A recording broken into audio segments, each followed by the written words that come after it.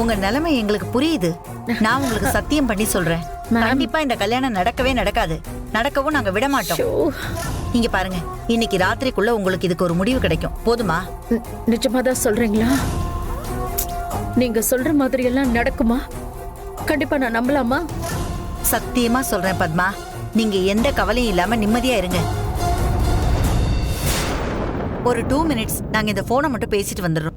நீங்க நிம்மதியா இருங்க, நாங்க இப்ப வந்துடுறோம் பத்மா.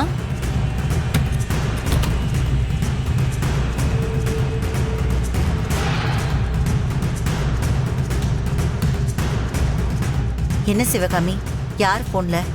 அந்த ரூபா தான் ஏதோ அவசரமா பேசணும்னு வர சொன்னா. என்ன பேசணுமா? அனன்யாவை பத்தி பேசணுமா? அனன்யாவை பத்தி என்ன பேச போறா? வாங்க. அவ என்ன பிரச்சனை பண்ணி தொலைச்சானே தெரியல. ஏதாவது முட்டாள்தனமா பண்ணிருப்பா. சரி வா. சரி வா, வாங்க வாங்க. அம்மா, என்ன சந்திரா? கோர்ட்ல என்ன தீர்ப்பு வரப்போகுதுன்னு ஒரு யோசனையா இருக்கு. அத்தை, சொல்லு கஸ்தூரி. அத்தை, சாப்பாடு கொண்டு வந்திருக்கேன். முதல்ல சாப்பிடுங்க. நீங்க 2 பேரும் மதியம் கூட சாப்பிடல. வாங்க. இருக்கட்டும் கஸ்தூரி, கோர்ட்ல என்ன தீர்ப்பு வரப்போகுதுன்னு ஒரே பதட்டமா இருக்கு. அம்மா, எல்லாம் நல்லதாவே நடக்கும். கஸ்தூரி சொன்ன மாதிரி முதல்ல சாப்பிடலாமா? கோர்ட்டுக்கு போக இன்னும் நமக்கு நிறைய டைம் இருக்குமா. நீங்க வருத்தப்படாம இருக்குமா, அதுவே எனக்கு போதும். நீங்க 2 பேரும் படுற அவஸ்தைய பார்க்கும்போது மனசுக்கு ரொம்ப கஷ்டமா இருக்கத்த. உங்களுக்கு எந்த உதவியும் செய்ய முடியாத அளவுக்கு நான் பாவி ஆயிட்டேனே. ஏன் கஸ்தூரி இப்படி எல்லாம் பேசுற? என்ன பிரிஞ்சு நீ இத்தனை வருஷம் பட்ட கஷ்டத்தை எல்லாம் நினைச்சு நான் எவ்வளவு வருத்தப்பட்டிருக்கேன் தெரியுமா? அன்பரசிய ரொம்ப சிரமப்பட்டு வளர்த்து ஆளாக்கி நீ எங்களுக்கு கொடுத்துருக்கம்மா. இதுக்கு மேல நீ எங்களுக்கு உதவியா வேற என்ன செய்ய போற? நீ இந்த மாதிரி அன்பா சாப்பாடு கொண்டு வரியே, இதெல்லாம் சிவகாமி எங்களுக்கு ஒரு நாள் கூட செஞ்சதில்லை தெரியுமா? இதுக்கு மேல உங்ககிட்ட வேற நாங்க என்ன எதிர்பார்க்க போறோம்? ஆமா கஸ்தூரி, நீ இதெல்லாம் நினைச்சு வருத்தப்படாத. சந்திரா சொன்ன மாதிரி கோர்ட்ல நமக்கு சாதகமாக தான் தீர்ப்பு வரும். நீ பாரு. எனக்கும் அந்த நம்பிக்கை இருக்கத்த. நம்ம யாருக்கும் எந்த பாவமும் செஞ்சதில்ல. அந்த முருகன் நம்மள கைவிட மாட்டான். நீ இப்படி பேசுறத கேட்கும்போதுதான் மனசுக்கு ரொம்ப நிம்மதியா இருக்கு கஸ்தூரி. நீயும் வா, எங்களோட உட்காந்து சாப்பிடு. நீயும் இன்னும் சாப்பிடவே இல்லையா கஸ்தூரி? அம்மா, அவ நாம சாப்பிட்டதுக்கு அப்புறம் தான் எப்பவுமே சாப்பிடுவா. அன்பரசியும் சாப்பிடாம தான் இருக்கா. குட்டிமா இன்னும் சாப்பிடலையா? ஆமாங்க, நான் எவ்வளவோ சொல்லி பார்த்துட்டேன். கால் வலியால சாப்பாடு வேண்டான்னு சொல்லிட்டா.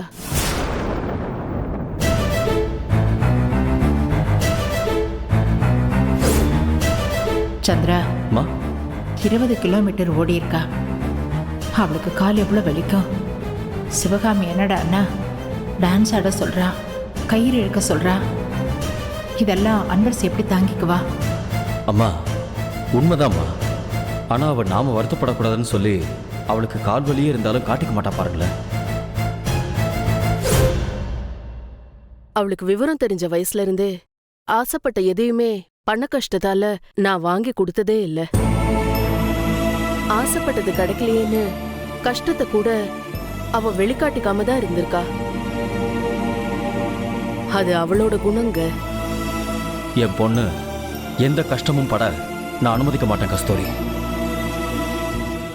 இங்க பாரு, கல்யாணம் முடிஞ்சதுக்கு அப்புறம் அவ ராணி மாதிரி வாழ போறா. ஒரு அப்பாவா அவளுக்கு நான் வாழ்க்கையை எப்படி அமைச்சு கொடுக்க போறேன்னு மட்டும் பாரு.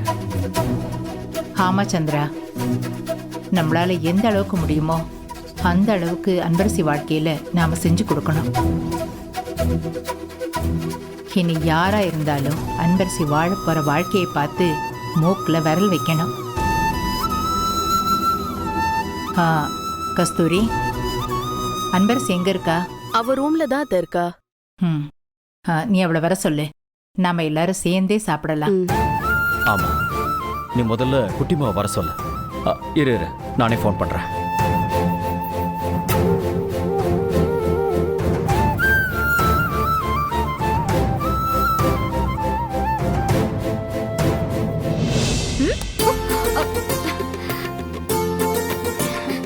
யாரு?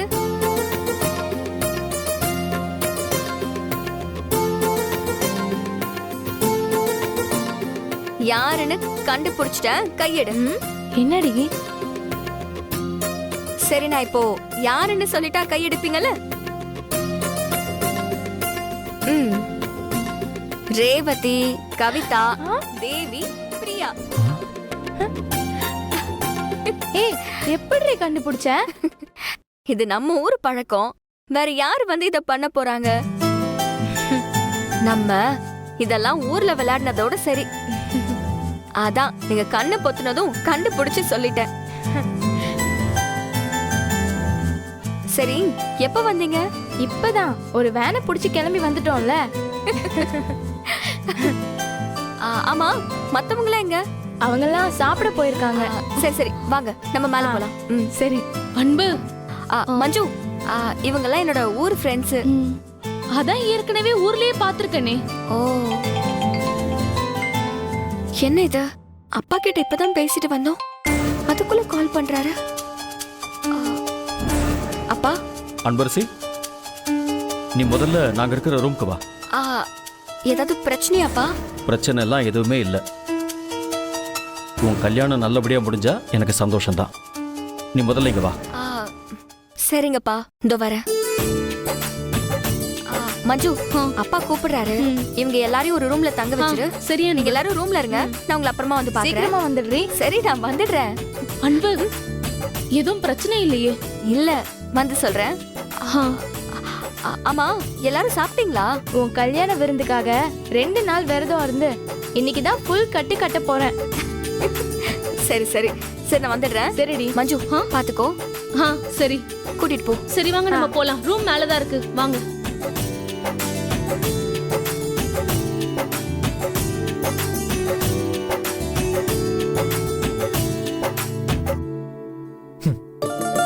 நம்மள பாக்குறாளா பாரு. பின்னால வந்து கண்ணை பொத்துறவங்கள சரியா ஞாபகம் வச்சு சொல்றா. காலையில அவ கழுத்துல தாலி கட்ட போறவன் கொஞ்சமாவது காதல், பாசம், அக்கறை அப்படிதான் இருக்க வேண்டாம்? இருடி, உன்னை வச்சுக்கிறேன். அப்பா, எதுக்குப்பா வர சொன்னீங்க? நீ முதல்ல உட்கார சொல்ற. இல்ல பரவாயில்லப்பா, என்னன்னு சொல்லுங்க. அப்பா நீ சாப்பிடலன்னு தெரிஞ்சு உன்னை சாப்பிட கூப்பிட்டுருக்காரு. அப்பா, நான் சாப்பிட்டேன்பா, நீங்க சாப்பிடுங்க. நீயே சாப்பிடல, அப்புறம் நாங்க எப்படி சாப்பிடுவோம்? நீ சாப்பிடலன்னு நல்லாவே தெரியுது. நீ முதல்ல சாப்பிட. எனக்கு நீங்க முதல்ல உட்காருங்க, அப்பதான் அவ உட்காருவா. உட்காருங்க அத்தை. உட்காருங்க. உட்காரு.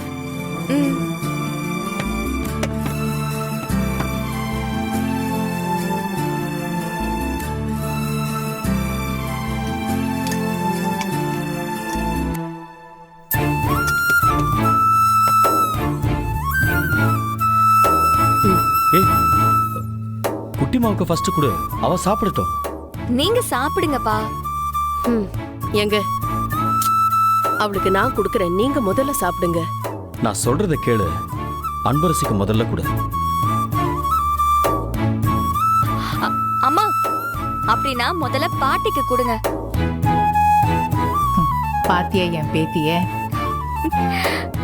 கஸ்தூரி, நீ முதல்ல சாப்பிடு. நீதான் கவலையில சாப்பிடாம இருக்க. அத்தை, நான் சாப்பிட்டுக்கிறேன் அத்தை. மணி ஆயிடுச்சு, நீங்க வேற கோர்ட்டுக்கு போனோம்ல. முதல்ல நீங்க சாப்பிடுங்க, வாங்க.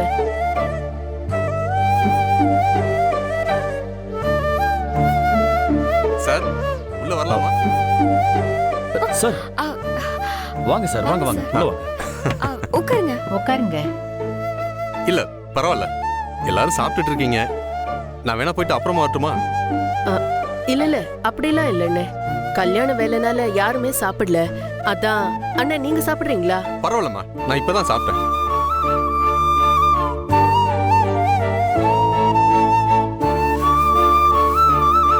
சொல்லுங்க சார், எல்லாம் ஓகே தானே? எதுவுமே ஓகே இல்ல சார், அது விஷயமா தான் வந்தேன்.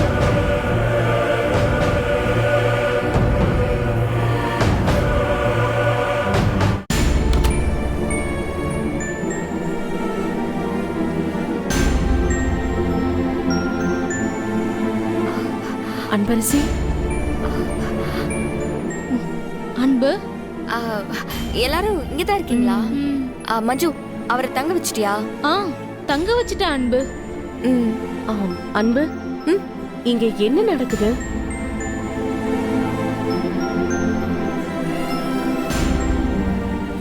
ஏற்கனவே மஞ்சு நடக்கிற எல்லாத்தையும் என்கிட்ட சொல்லிட்டான். இப்ப அவளை ஏன் முறைக்கிற? மஞ்சு பாவம், நீ யார்கிட்டயும் எதுவும் சொல்லக்கூடாதுன்னு சத்தியம் வாங்காத குறையா சொல்லிட்ட. அவ இங்க இருக்கிறவங்க எல்லார்கிட்டயும் என்ன சொல்றதுன்னு தெரியாம பாவம் அல்லாடுறா. சரியா சொன்னீங்கக்கா. அன்பு, நகை என்னாச்சு? யார் எடுத்திருக்காங்க? ஏதாவது கண்டுபிடிச்சிங்களா? ஒன்னும் பிரச்சனை இல்லக்கா.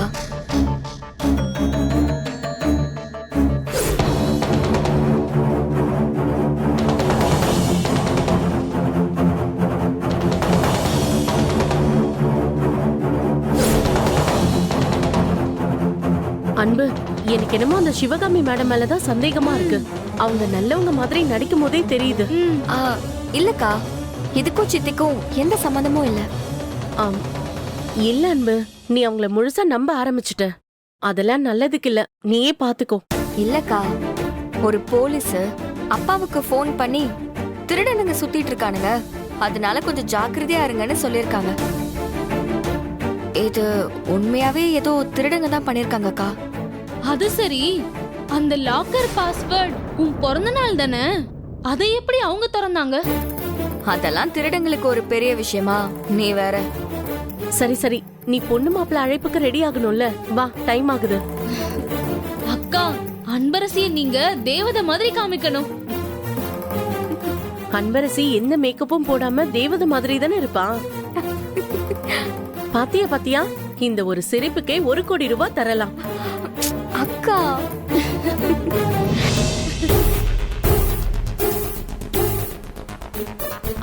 அன்பு, எனக்கா? கொஞ்ச நேரத்துக்கு முன்னாடி விஸ்வாவும் என்கிட்ட எல்லாத்தையும் சொல்லிட்டான்.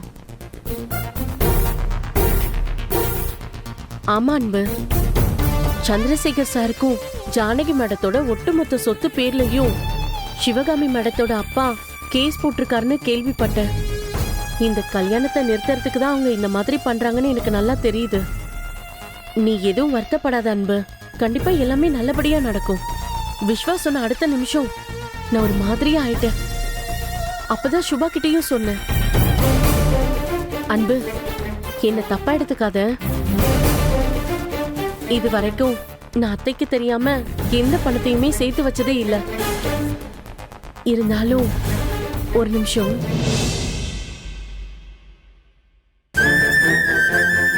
இந்த அன்பு. அக்கா, என்னக்கா இது? சுபாவோட நகையும் என்னோட நகையும். இத சார் கிட்ட ஏதாவது சொல்லி கொடுத்துற. அவர் இத வச்சு ஏதாவது பண்ணட்டும்.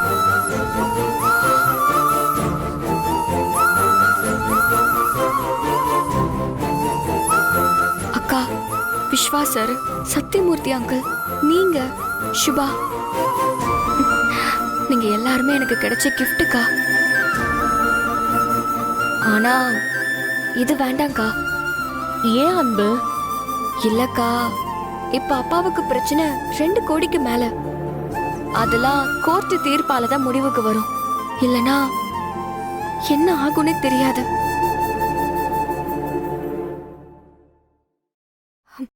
நான் கும்பிடுற முருக என்னை கைவிட மாட்டாருன்னு நம்புறேன். நீங்க இதெல்லாம் எனக்கு கொடுக்கணும்னு நினைச்சதே சந்தோஷம். ஏன்னா கொஞ்ச நேரத்துக்கு முன்னாடி ஒரு விஷயம் நடந்துச்சு.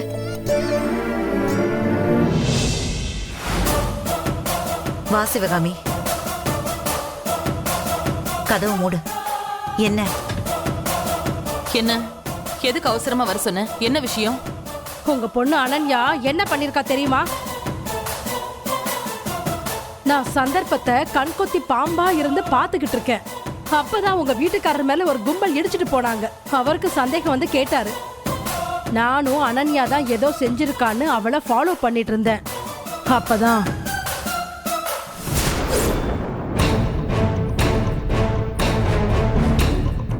நீங்க எங்க இருக்கீங்கன்னு சொல்லுங்க, நான் வந்து நகையை கலெக்ட் பண்ணிக்கிறேன். டே ஃப்ராடுங்களா, டபுள் கேம் ஆட பாக்குறீங்களா? என்கிட்டயே நகையை திருடிட்டு என்கிட்டே இல்லைங்கிறீங்களா இப்போ? உங்க பொண்ணு இப்படி பண்ண எப்படிங்க? ஏமா இவ ஏமா இப்படி பண்றா? அவள சிவகாமி இரு, அவசரப்பட்டு இப்ப ஃபோன் பண்ணாத. நான் அவகிட்ட அப்புறமா பேசுறேன். நீ ஃபோன் பண்ணி அந்த கோவத்துல அவ வேற ஏதாவது பண்ணிட போறா. இது என்ன சின்ன விஷயமா? எல்லாரும் சேர்ந்து ஜெயிலுக்கு போயிடுவோம். அதோட சங்கர் என்ன கொன்னே போட்டுருவான். நான் முன்னாடியே சொல்லியிருக்கேன், எது செஞ்சாலும் என்கிட்ட சொல்லிட்டு செய்யுங்கன்னு. முதல்ல அந்த பாம்பை பத்தி சொன்னீங்கன்னு விட்டு பிரச்சனை ஆயிடுச்சு. நான் சங்கர் கிட்ட சொல்லிடுறேன் இதெல்லாம் வேண்டான்னு. ஏமா நில்லுமா, எதுவா இருந்தாலும் பேசிக்கலாம். இங்க பாரு, இனிமே அவ எதுவுமே பண்ண மாட்டா. நில்லு. இதெல்லாம் சரிப்பட்டு வராதுங்க. இல்லங்க, நில்லு, சொன்னா கேளு. என்னம்மா இவ எல்லாம் கைக்குடி வர நேரத்துல இவளால போயிடும் போல இருக்கு. இரு சிவகாமி, நீ டென்ஷன் ஆகாத. இங்க பாரு, இந்த மாதிரி நேரத்துல தான் நம்ம பொறுமையா இருக்கணும். நான் அனன்யா செல்லத்துக்கிட்டையும் அந்த ஐயோ அவ பேரே ஞாபகம் வர மாட்டேங்குது, அந்த ரூபா கிட்டையும் பேசுறேன். இத பாரு, நான் போட்ட பிளான்ல மட்டும் ஏதாவது சொதப்புச்சுன்னு வச்சுக்கோ, அவ்வளவுதான். அவகிட்ட சொல்லிடு. நான் அவளுக்கு கிளி புள்ளைக்கு சொல்ற மாதிரி சொல்லிக்கிட்டே இருக்கேன். மறுபடியும் அதையே பண்ணிட்டு இருக்கா. இங்க பாரு சிவகாமி, நம்ம எத்தனை தடவை சொதப்பி இப்பதான் சரியான ஒருத்தனை புடிச்சிருக்கோம். அவ சின்ன குழந்தை தானே. ஒருவேளை இந்த கல்யாணம் நடந்துட்டா அப்புறம் அனன்யா செல்ல என்ன பண்ணிக்குவானே தெரியாது. அந்த பயத்திலையும் அந்த விஸ்வா மேல இருக்கிற கருமம் பிடிச்ச காதல்ல தான் இந்த மாதிரி பித்து பிடிச்ச மாதிரி பண்ணிக்கிட்டு இருக்கா. இத பாரு, நீ எதுவுமே பேசாத. நான் மறுபடியும் சொல்றேன், நான் பேசிக்கிறேன். முதல்ல அந்த ரூபா சங்கருக்கு போன் பண்ணி எல்லாத்தையும் கேன்சல் பண்றதுக்குள்ள அவகிட்ட பேசணுமா? பேசுறேன். சரி, முதல்ல போய் அனன்யாவை பார்க்கலாம் வா. சரி வா.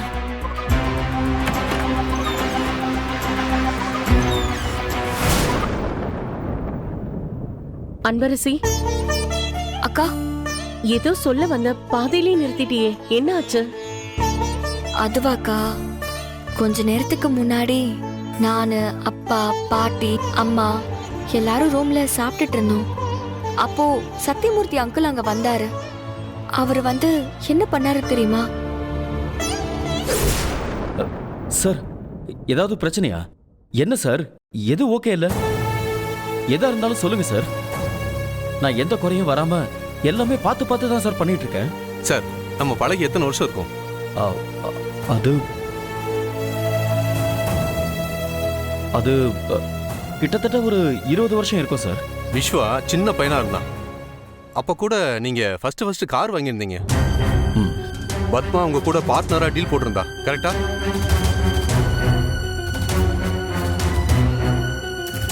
ஆமா சார், கரெக்டா ஞாபகம் வச்சிருக்கீங்க. எதையும் மறக்க கூடாது சார். மறந்தா நம்ம மனுஷனே கிடையாது. அப்ப எங்க வீட்டுல இருந்த காசு, நகை எல்லாத்தையும் வச்சுதான் உங்களோட பார்ட்னரா டீல் போட்டிருந்தா. கொஞ்சம் கஷ்டம்தான், எனக்கு அது நல்லாவே ஞாபகம் இருக்கு. விஸ்வாவுக்கும் சரி, வசந்துக்கும் சரி ஸ்கூல் ஃபீஸ் கூட கட்டல சார். அப்ப கையில காசு இல்ல. அப்ப அந்த நிலைமையில இருந்த பத்மா நீங்களா பார்த்து ஏதாவது பண்ணுங்கன்னு சொல்லிட்டா.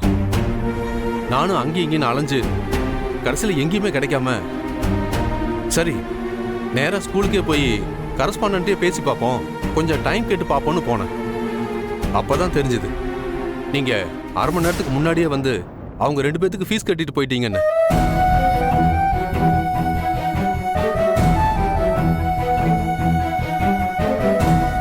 சார், எப்போ நடந்ததை இன்னும் நீங்க ஞாபகம் வச்சிருக்கீங்களா சார்? என்னோட பார்ட்னர் கஷ்டப்படும் போது அப்படியே விட முடியுங்களா? சரி, அது எதுக்கு இப்ப பேசிட்டு இருக்கீங்க சார்?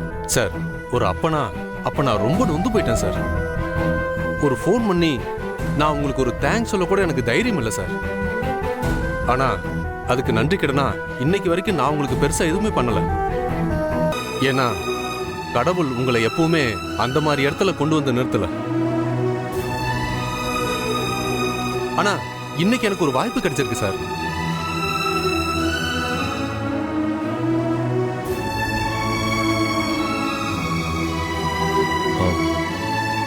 என்ன சார்? இதை எடுத்துக்கங்க. இதை நான் உங்ககிட்ட கொடுக்குற அளவுக்கு எனக்கு தகுதி இருக்கான்னு தெரியல. ஆனா உங்க குடும்பத்தை நான் என் குடும்பமா தான் நினைக்கிறேன். இதை நீங்க மறுக்காம வாங்கிக்கணும்.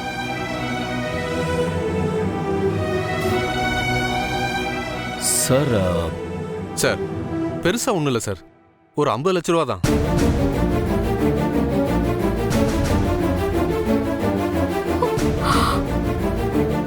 என் அக்கௌண்ட்ல வச்சிருந்தேன், இப்பதான் அதை டிராப் பண்ணி கொண்டு வந்தேன்.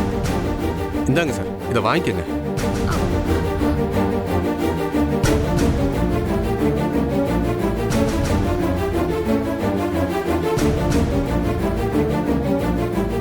நீங்க வாங்க மாட்டீங்கன்னு எனக்கு தெரியும் சார். தங்கச்சி இந்தாம்மா, இதை வாங்கிக்கம்மா.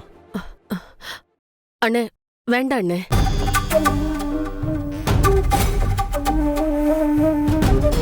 சார், அன்பரசி உங்க வீட்டுக்கு வர்றதை நினைச்சு நான் இப்ப ரொம்ப சந்தோஷப்படுறேன் சார். சார், இது வரைக்கும் பிசினஸ்ல மட்டும்தான் பார்ட்னரா இருந்தோம். இனி 2 குடும்பமும் ஒண்ணுதான்னு நான் நினைக்கிறேன். இந்த எல்லா சொத்தையும் விட பெரிய சொத்தே அன்பரசி தான். அவ எங்க வீட்டுக்கு வரப்போறா. அந்த சொத்தை நீங்க எங்களுக்கு கொடுக்குறீங்க. அதுக்கு முன்னால இந்த சொத்தெல்லாம் நிக்காது சார்.